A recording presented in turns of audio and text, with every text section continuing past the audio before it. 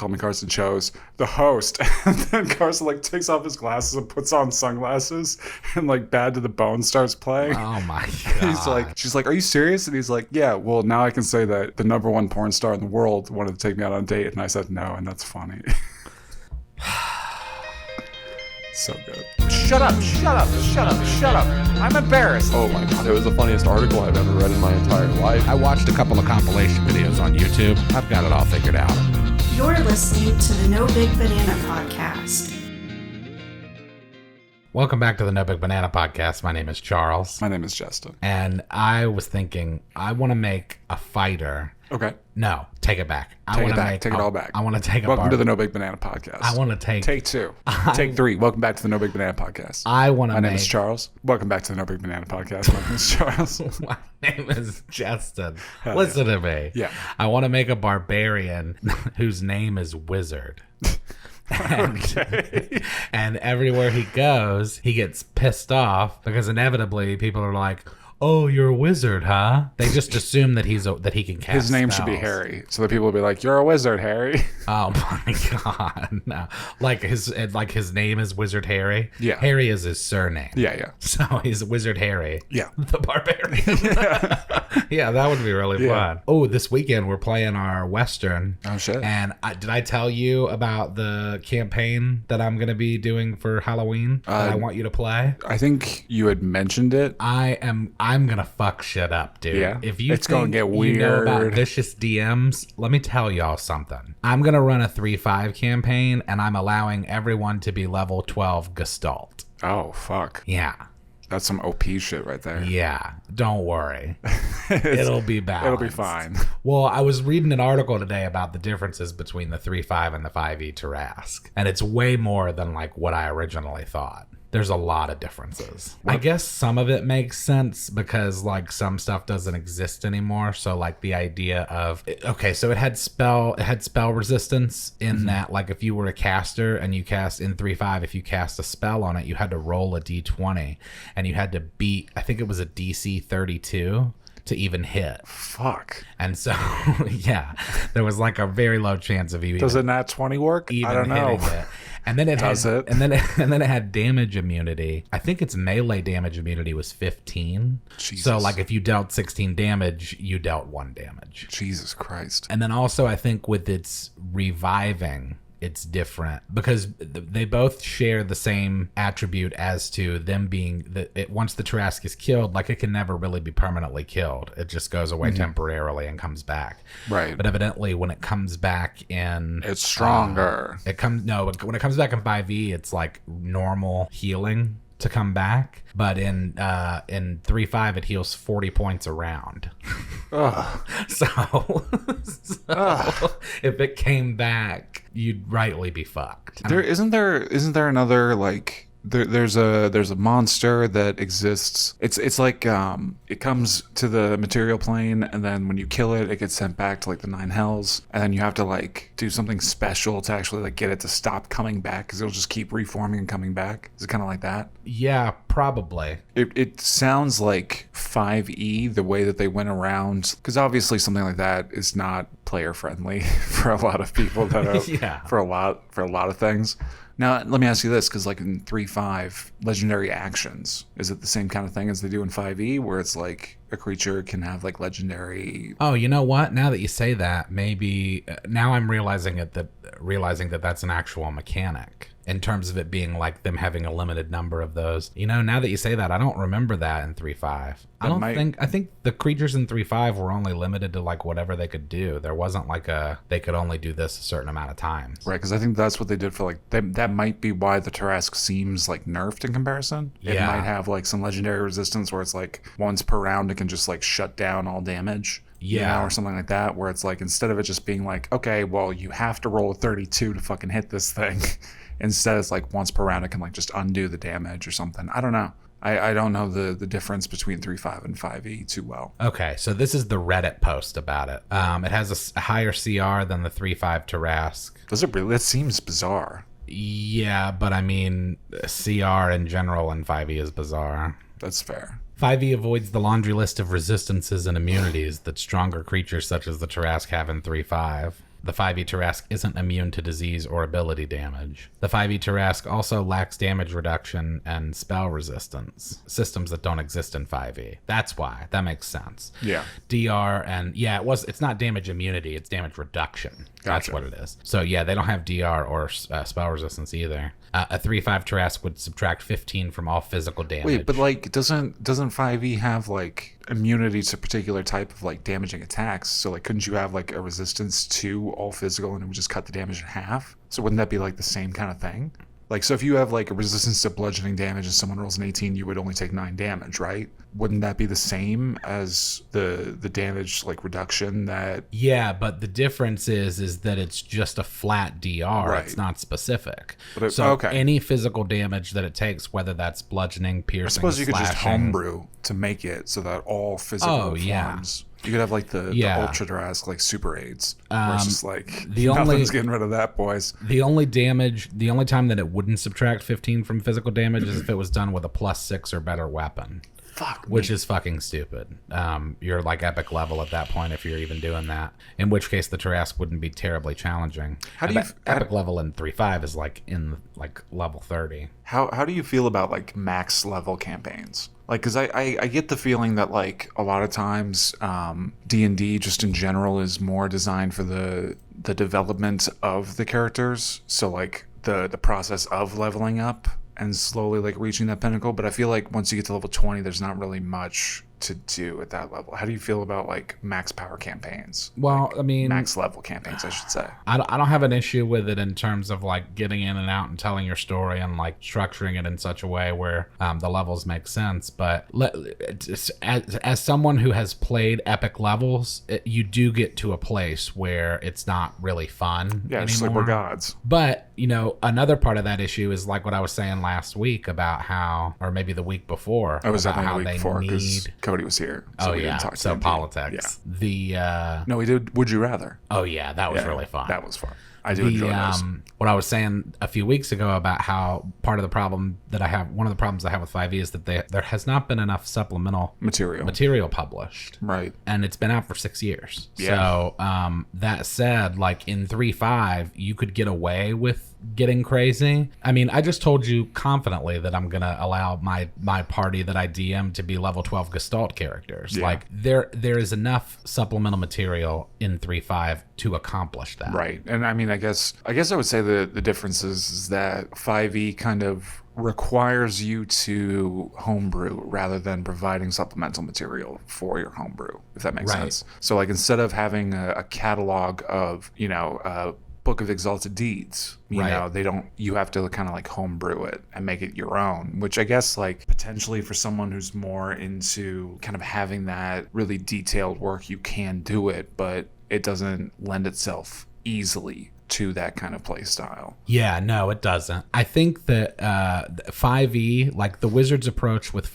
Wizards of the Coast approach with 5e is one that you see in a lot of companies where you can get, they say you can get good, fast, or cheap pick 2. Right. It's like being a tall man, like and getting t-shirts that are like lengthwise, widthwise, or like actual sleeve length. You get to pick 2 of those. Yes. Yeah. So with 5e, I think that it's more about acquisition. It's clear that 5e was designed for new acquisition, to be heavily reliant upon new acquisition. And, no shade, they're a company. They have to make money. And they figured out how to do it with 5e. They did very well, especially when you consider the blunder that was 4th edition. But I think that the difference is that like in 3.5, and like the expansions surrounding it, because you got to remember 3.5 was an adjustment from 3rd edition. Nobody ever talks about 3rd edition. No. Because there was a lot of wonky edition. shit with it. And then I hear people talk more about AD&D than 3rd edition. Is AD&D 2nd edition? Yeah. Okay. Because 3rd edition really wasn't shit until it became 3.5. And then once it became 3.5 and there was the expanded universe around it, it was evident that what was being generated at that time was service to the existing players. There didn't seem to be much of a push for new player acquisition. And so when you bring in the idea of new player acquisition, you have to do things like water it down and not necessarily make it worse, just make it, it's like I've said before. It's making it a different game. Well, and I've said before, I think that what they did is they looked at what worked in 3.5 and then just cooked that into 5e. Yeah. I can't tell you how many conversations I have with people who have exclusively played 5e, and I'll say stuff like, oh man, I had this character that could do this and that, and they're like, oh yeah, level 4 warlocks can do that. And it's like, and I'm like, that took me like 2 multi-classes, a prestige class, and like 15 levels to accomplish. Yeah. And like now you can just do, and that's great, but it's just, it's evident that there's a difference in the direction. And again, you got to make money. You can't just like make art for the sake of it and expect to eat. Right. Like Bottom line matters. Yeah. Given that 5e tends to show a more, and again, this is just solely for like acquisition of new players, is much more role play heavy. They kind of eliminated that. Seems to be more like, again, we've talked about how like they've streamlined the process for the actual battle in terms of like making it so that it's a more heavily role-playing game. Yes. Which again, it depending on how you look at it, could be a better, or could be a net positive or a net negative. Yeah. Like it just depends on, but I think at the end of the day that, there's not, like in my eyes, and this is as somebody who's only ever really like spoken to you about 3.5 and only ever played like I think 1 campaign in 3.5 and then like 2 or 3 in 5e. Yeah. With a huge, I played 3.5 in like middle school, so Yeah. like I didn't actually play 3.5. You know what I mean? So like for me, just hearing the differences, I would say like it almost feels like they're 2 completely different games. Yeah, in a way they are. I think that 3.5 paved the way for because as many differences as there It's like are, N.W.A. versus Migos, like yeah, I guess. Migos made it much easier for people to like get into the game because you just Yeah, that's true. Well, it's funny because like I wouldn't diss 5e so hard as You to, should name this. as to refer to them as Migos. You should name this N.W.A. versus Migos. Okay. I actually I had an idea for a campaign. I would say 5e is more like Drake. You've said that before. Because people like Drake. Yeah, people love Drake. But And like I might not like him or think that he's, super I know great, in that 5e blank. but I can respect him for what he is, and I understand that a lot of people really like him. Sure, yeah. Although I don't respect him for talking to teenage girls. Anyway, go ahead. Yeah. That's a real thing that happened. Yeah. Funnily enough, around Stranger Things, which has to do with D&D. So 6 degrees of separation there. You wanted to run a campaign? Yeah, I wanted to write a campaign. And like my idea was not that like I had an original idea. I just kind of wanted to take the world of Bloodborne and make it into a D&D campaign because I really like the setting of Yharnam. Yeah. And so like, but the thing about it was I was trying to like, I've been thinking about this for a while now, and I'm trying to decide whether or not like, because the whole point of Bloodborne is it's very quick combat oriented, where like Dark Souls, it's like sister game. Like you could almost say like Bloodborne is like a cousin twice removed, right? Yeah. Like it's the same family, but not really. Right. And the thing is that like Dark Souls is very much like kind of like 3D Zelda, where it's like you block and you wait for the right opportunity to attack, whereas like Bloodborne's more like the original Legend of Zelda, where it's like you just go in swinging. Yeah. You know what I mean? So it's like there's a difference in design there, where like because you get health back when you hit somebody, like there's like when you take damage, the bar will go down, but there'll still be like a faded out version where your bar was, and if you do enough damage in that time, you can get all that health back. So it focuses primarily on you like getting into the fray, fighting, and like hitting, which is the only thing where like I've been like kind of mulling around in my mind whether I want it to be like with combat kind of having it be geared towards like very quick like one-on-one fights, or like kind of set like, because I feel like 5e doesn't really play to that style as well, or maybe it does, I don't know, but like I feel like it would just have to be like every character would be like a variant of a fighter, because they mostly use like guns and regular weapons. Like, well, part of the problem I think in and it's one of the things that I've actually noticed is that I think that there is a downside to having streamlined the other classes to encourage people to play them in terms of incentivizing them with their ability to hold their own and do damage. Right. Like part of the appeal of, at least for me, and this is just was in my experience in 3.5, was that you were playing a part, but you were a part of something bigger. You were a part of the party. Right. And so in 5e, it almost feels like if you wanted to, you could pick any class and run a solo campaign really successfully. Yeah. And probably not die. Most You likely. couldn't do that with a bard in 3.5 or even a wizard in 3.5 unless you started at higher level, because Because like even bards, like if I like, I mean with all the different like offensive spells, like even like, you know, because like I think that there's also a lot of like, at least for me, there was kind of a misconception there between like what I assumed a cleric was from like playing video games and stuff, right, as to what a cleric is in D&D. I wasn't really like aware that clerics, like, you don't really have to take any healing spells. Like, you really don't need to. Yeah, but see, in Like, lay on hands, 3.5, you're good. but see, that's the thing, is that in 3.5, that's what the cleric was built around. And so, you know, it's like with a paladin, you know, forcibly being lawful good. It's like there were characters that were written as parts, as opposed to just like, and again, it's about new player acquisition. You want people to want to play a wizard.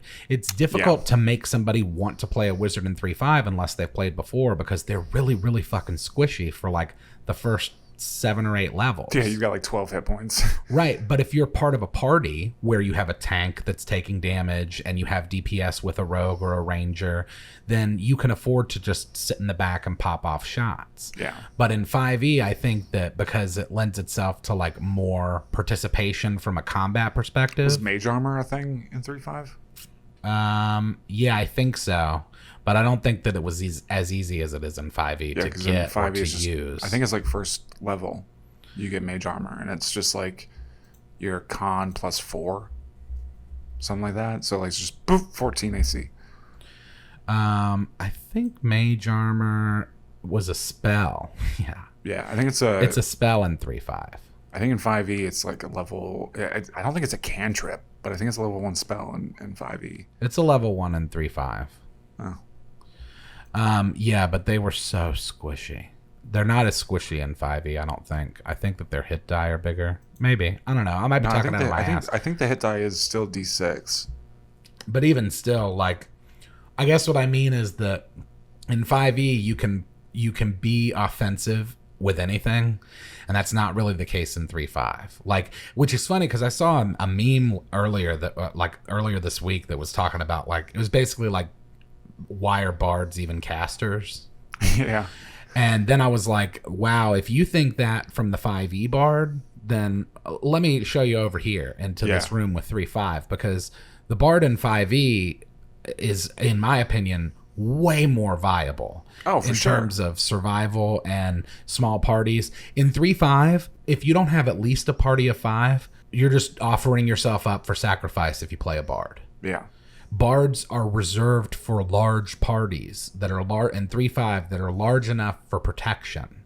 You couldn't run a fucking 3-person party and one of them be a bard in 3.5. That's suicide. Yeah, I mean, but you can do that in 5e. Yeah, I mean, I think part of the thing is that, like, with a bard, at least in 5e, their selection pool for what they're capable of doing is just absurd. Like, they get pretty much access to, like, whatever you can think of. You know, like, there's even, like, Tasha's Hideous Laughter at level 1. They've got, like, Thunderclap at level 1. Like, yeah, you can make your way around as a bard without having, like, I mean, I think with bards, and I might be wrong on this in 5e, I don't know how it is in 3.5, but, like, even just, like, doing, like inspiring someone. Oh, the bardic inspiration. Yeah, it's like the difference it's a bonus. The difference in 5e is and it actually wasn't even as good. I actually think that the 5e bardic inspiration is way better. Yeah, because in 3.5 it was a flat bonus. Oh, interesting. So, and you had to be within, like, range of being able to hear me. Oh, and by the way, that wasn't just, like, a thing you could do. Like, in 5e, it's a bonus action to just give someone a D6 or a D8. Yeah. In 3.5, I think at level 5 you can do it to yourself. Actively playing That means that I can't do anything else. Oh, yeah. In fact, it became a bonus later when I got the animate instrument ability and I could animate my own instrument so that I could do things. Yeah. And you could stack the bonuses. So that was cool, is they could stack.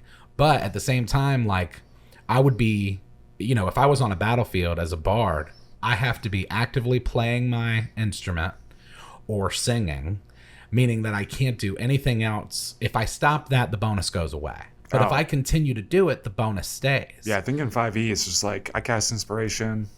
Yeah, no, it's just a bonus action to just give it to And someone. then their next turn, they just get a bonus roll. Yeah. Yeah. And they get an extra wild. D6, and then it goes up to a D8. But in 5e, it's just like a +1. That's wild. Or a +2. That's wild. Like, it's basically just like, yeah, but the cool news is that anybody within the aura is affected. So okay, you I see what actually, you're saying. and this is what I mean about like having a larger party versus like individuals. Like the bard and the party, granted, all you can do is stand there and play your instrument, but everyone that's within your range is getting a +1 to their attack, play a bard. Or their damage, or their bonus, or if their you're AC. doing, if you're doing for Halloween, I'll do a barbarian. Oh, dude, Assault barbarian. Do it. I'll do that shit. 12 levels. It's gonna knock your socks off. I can't wait. How fucking unfair you can make these characters in 3.5. So, anybody out there, watch us this Saturday when we play Sidewinder Recoiled. Shameless plug. That's the name of the Western game that we're playing. It's gonna be really fun. Would it be a shameless plug? I mean, it's... We're robbing a train. Fuck yeah. By the way, all plugs should be shameless. Yeah. If you're doing a plug that's shameful, what are you doing? Yeah, what are you doing? Why would you do that? Yeah. And why would you even admit to I'm a that? plug Like, Belle Delphine. right. I'm so full of would. shame for this, but also it's like, hey plug that man, bell. I'm not Jeff Bezos, right? Plug that I'm just bell. trying to make some Plug that money bell. so I can keep Plug that making bell. things. So follow us on Facebook, Instagram, and Twitter at No Big Banana. Send us emails at fuckthatbell@gmail.com. No, send us emails at nobigbanana@gmail.com. Fuckthatbell@gmail.com. Gee whiz. Bigbanana.com. You're a wizard, Harry the Barbarian. Yeah. Wizard Harry the Barbarian. Yeah. Fuck yeah.